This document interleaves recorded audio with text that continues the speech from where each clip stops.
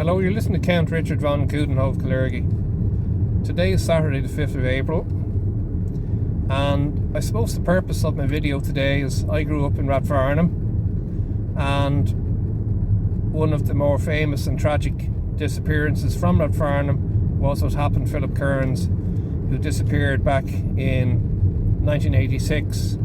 He was 13 years old and he was on his way back from school. It would have been October 1986, and you can only imagine the shock and sadness and the effect it had on a small community. And I went to the same school as him. I left school before him, so I never met the chap.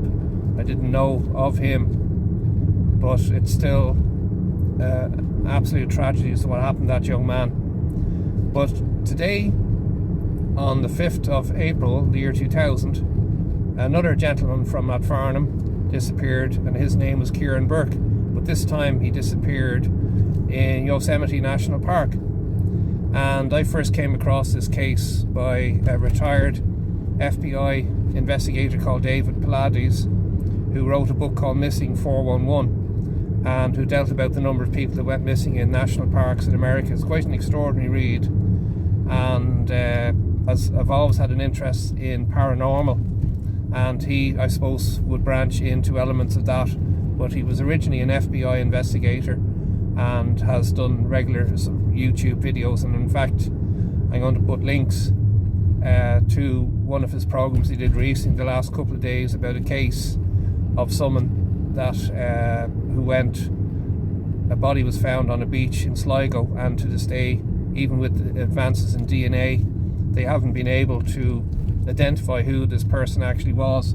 So it's a very interesting case, and I'm going to leave links to that at the end of the video here. But I suppose as well, just to add that, strangely enough,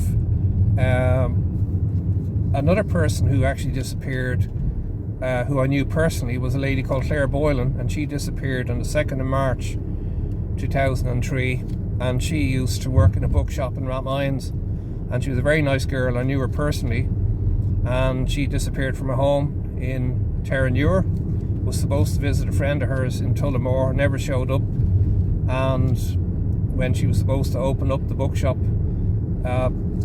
unfortunately she never showed up for work and was never seen again. And she was a very nice girl, very quiet, and I used to enjoy, as I always liked books and check the second-hand bookshops, and she was, I used to see her walking up Rathgar Road as she was heading home, as I'd been cycling down towards Rathmines into one different dead-end job and another. But also, if I may, that I also know two people who committed murder and two people who were killed. One of them was Franco Sacco. He was 29 years old, and he was killed on March the 20th, 1997. He owned the chipper in Rathfarnham there, Luigi's, which was on Main Street, Rathfarnham Village. Now actually around here, the golfer, Padraig Harrington, who was also an ex-Closhtaina man, went to school or lived around the area here. Ballyrone Churches is down there on the right hand side there, and a very nice vegetable shop, Get Fresh I think it is, and some very nice produce it has. But Franco Sacco was 29 years old, and he was murdered in Coulambra Park, which is up off the Furhouse Road here, and he was murdered by a girl who was 15 it was a domestic type situation where his 23-year-old wife had effectively coerced this young 15-year-old into having him killed using a legally held firearm, which was a shotgun. And the other chap I knew who was murdered was actually the general, as in Martin Cahill. I spent a number of years working in a Chinese restaurant in Rathmines, and he was one of the customers that used to come in, and he used to come in on a Sunday evening, the only night of the week we had an opportunity to close early, and this guy used to come in. He never drank. He used to come in with, I think, Tina, the blondie haired one of his girlfriends, and so that was, he was killed in 18th of August 1994. Imagine that, over 31 years ago. I still remember the day when he was killed along, on the way into around the Castle Charleston Road, that's what it was there, when the Renault 5 he was driving after he was shot, hit a tree. So I'm going to be turning right here onto Butterfield Avenue now. On my right there is a nice pub, Blue Haven, famous for its Guinness, and it has quite a strong Munster contingent of those that who partake in its hostilities.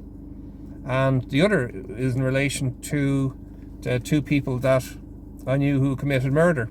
One of them was a guy I used to train with at the gym in town, and this chap was an Algerian, and on the 8th of October in the year 2000 he was involved in a road rage incident on the South Circular Road, where he ran a chap who refused to get out of the way.